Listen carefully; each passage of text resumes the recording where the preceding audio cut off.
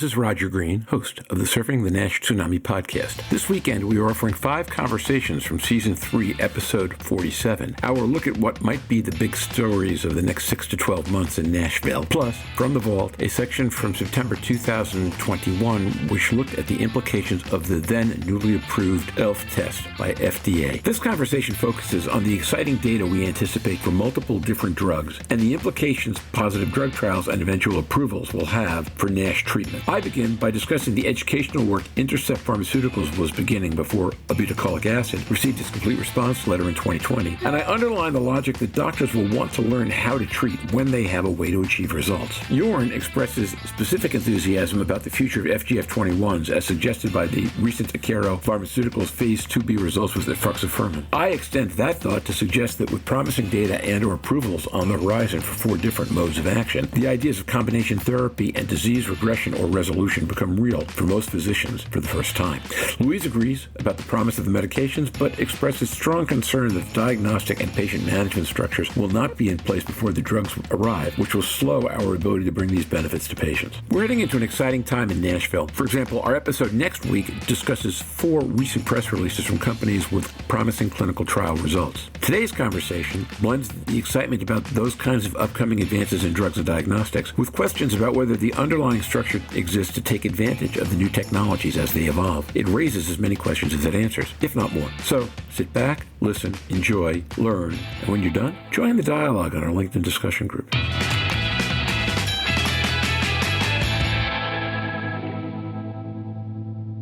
A bolus of positive data will change how people think about what's coming. I remember that before obeticholic acid got their complete response letter in 2020, that they were starting to do education at lots of major meetings. But their education was mostly on bridging fibrosis and cirrhosis. We probably want to think about catching people earlier. If we're going to get 2 or 3 drugs with different profiles in terms of where their benefits are in metabolic disease and their level and nature of toxicity, then I think that's right. We'll have a lot more motivation to test because we can do something about it. All these doctors now who say, why am I testing? I can't do anything because they figure diet and exercise fails 9 times out of 10 and they don't want that level of futility with nothing behind it. Well, now they have something they can do, right? So I agree that that's right. I'll tell you, Jörn, I mentioned this is my big feature. I was heartened by the amount of money that Akero went out for. That's a big number. And it's a big enough number that says they believe that in addition to the excellence in their data, there's enough optimism coming from other places that makes their data more credible. If you show up with one amazingly pretty flower in a garden of weeds, the flower gets lost and people wonder whether it's an optical illusion or whether the weeds will kill it. If you show up with a gorgeous flower in a garden of pretty flowers, it's a lot more credible and a lot more distinguishable at the same time. So I take the Akero number to some degree as a sense of optimism about drug development in general, not just for that one product. And if that's the case, then energy will start to mount pretty dramatically. Jörn Schattenberg. Class of drugs, and I would hope we'll find some time to discuss this in a future podcast. You mentioned that we'll have an episode potentially on that. Is really reviving them. FGF21s is very exciting from a metabolic and hepatologic perspective. And there's not only Akero, there's also other compounds in development. And as such, I think that's really an exciting molecule class. It brings us more to the, of course, intensified treatments with sub-Q and application issues, but it will help us to focus potentially on the more advanced population. Jörn, one of the exciting things, right, is that we're looking at 3 pretty good trials for 3 very different modes of action. The Altimmune numbers are extremely encouraging, and those are triple agonists. That's a triple agonist or dual agonist. They work in very different ways. And then if you take the Poxel result and you add that to what we see from lanifibranor, you see that PPAR as being a way to go also. And all of a sudden, we've got 3 different mode of action pathways without even thinking about FXR. So that would make 4, I guess, with obeticholic acid. You have 4 different mode of action pathways that seem capable of making a contribution. So ideas like combination drug therapy, matching the right drug to the right patient, all those things become realistic and promising. That, I think, is far more than anybody would have hoped for 6 months ago. Yes, no, maybe so. Jörn is smiling, Louise is nodding. Either one of you jump in. Louise Campbell. I think you're right. We're already behind the curve because those drugs are going to be approved in a timeline in, say, the next 18 months to 2.5 years, maybe 3 years. Probably at least 1, if not 2 of them. The trouble is, we won't have identified those patients by then who are going to be be eligible for their drugs. Because as you alluded to earlier, by teaching people early, you find the right patient. We've not even started to implement the pathways for locating these patients for these expensive drugs. So when they're approved, we don't have the patients identified who have jumped through the hoops, who have met the criteria other than a biopsy. Before somebody pays for a drug, they're going to want a patient to have had X, Y, and Z achieved before. That is just the nature of pathways. We're not starting to educate our nursing teams. We're not educating the patients. If we look at it, there should be key performance indicators in now as to how many of your patients get to lose weight. There was a very interesting discussion at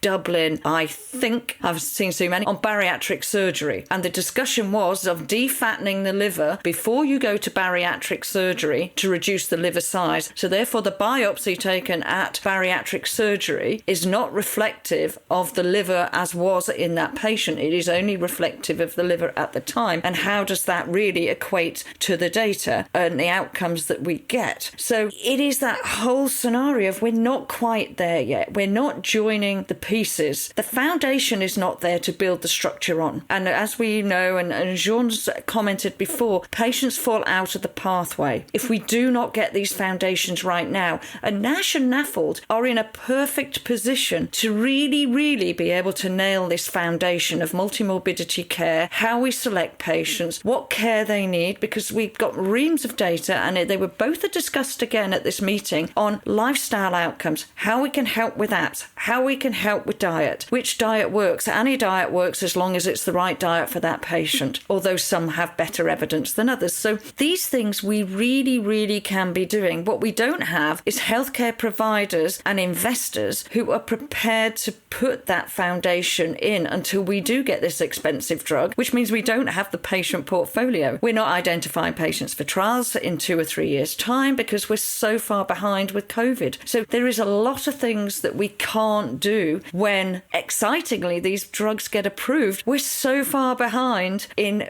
where we need to be because we're not identifying the processes to select the right patients or to make sure we have the right patient ready to say, right, first wave of drug, this is suitable for you. We suggest Mrs. Smith, Mr. Bloggs, you wait for the second phase because this would be more in keeping because we already have them. We're not there. And that to me is what I take away from some of these meetings. I love the science. I love the data. I love the enthusiasm, but I'm scared at the lack of preparation that we've got in place for being able to approve these drugs. So Jörn, first of all, Louise, not to disagree, but I want to move back to kind of where the platform was a moment ago. So Jörn, the drugs. You mentioned FGF21. I threw a little broader and said 3 or 4 exciting classes. Is there something particular about FGF21 that makes that class more exciting than others or unique compared to others? Or do you see the view that I took, which is, well, you got these 4 things coming at once collectively, that's more exciting than any individually? Would you land there? Yeah, it's of course difficult to compare if they're in different